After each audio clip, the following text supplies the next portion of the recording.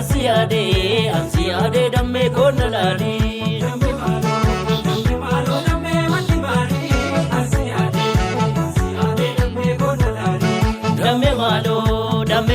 damme malli mali ansiyade damme konalali